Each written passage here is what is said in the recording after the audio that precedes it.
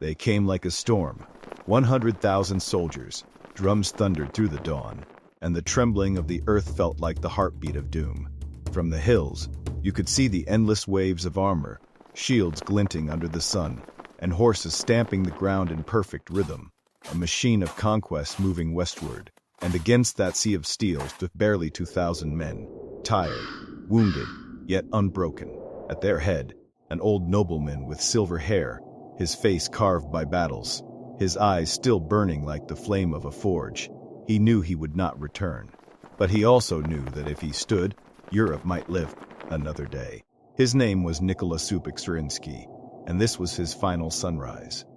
The year was 1566. The Ottoman Empire stretched from the Suleiman the Magnificent, a ruler of unmatched power, had grown old but not weary. He wanted one last triumph, one last victory, to seal his legend forever. His target was small, on the map, a fortress, surrounded by swamps and reeds. But every man in his court knew Siget was the key to Europe's heart.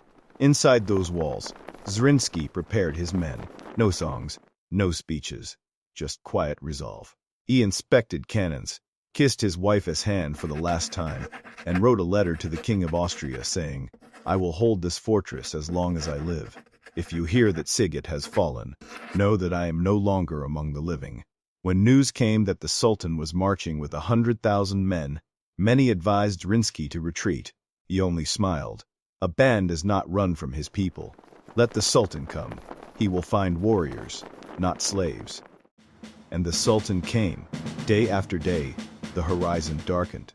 The ground shook, walls splintered, and still, the defenders fought. Inside the fortress, hunger and thirst became constant companions. Men drank from muddy puddles, used gunpowder that barely sparked, and slept among the dead.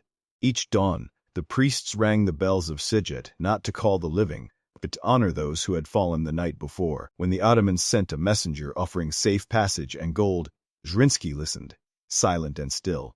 Then he raised his hand and said, "Tell your Sultan, I have already chosen my death." The messenger hesitated. "Then your blood will flood the marshes," he said. Zrinski's reply was calm, almost tender. "Then it will feed the roots of our freedom." That night, as lightning struck the black sky above Zrinski, he told them, "When the end comes, we will go out together, not as prisoners, not as cowards, but as warriors of Christ." And they shouted back, a cry that rose above the fire and cannon thunder, a roar that would be remembered for centuries. The morning of the 7th of September came with eerie silence. The smoke parted, the wind calmed, as if even nature waited to witness what would happen. Zrinski, dressed in his finest armor, a red tunic embroidered with his family crest. He kissed the cross on his sword and whispered a prayer. Then he gave the order that echoed through eternity. "Open the gates." The drawbridge fell, and from the smoke came a sound that shook the plain. 2,000 men charging into an army 50 times their size. Guns fired, horses screamed, and the clash of steel filled the air.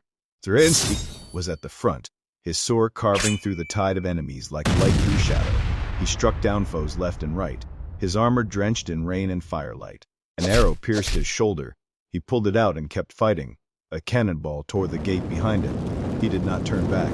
Siget was burning, collapsing into flame, but still he moved forward. When the gunpowder stores exploded, the blast swallowed both armies in fire, and in that fire, Zrinski's final stand became legend. When the smoke finally cleared, nothing of Siget remained and somewhere beneath the rubble, Nikola Subic Zrinski rested with his sword still in his hand. That same day, in his tent, the great Sultan Suleiman the Magnificent died, never hearing the news of victory. Europe was saved, not by armies, not by kings, but by a handful of men who refused to kneel. From that day forward, Siget became a symbol of defiance, a fire that burned quietly in the hearts of all who still dared to fight for freedom. Centuries later, poets in Hungary, Austria, and Croatia would write of the Lion of Siget, painters would capture his last ride, and schoolchildren would learn his name, not as a man who lost, but as a man who chose how to fall. Heroes are not born in glory, they are forged in, and in that fire, Nikola Subic Zrinski became immortal.